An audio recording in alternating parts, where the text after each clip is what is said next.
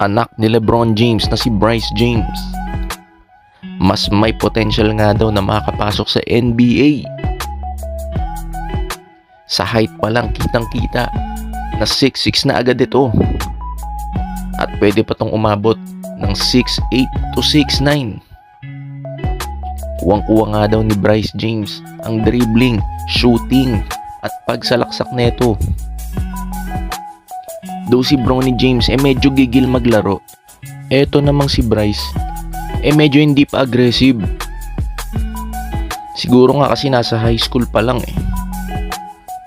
At saka hindi pa ganun kalaki yung mga liga nilalaroan niya.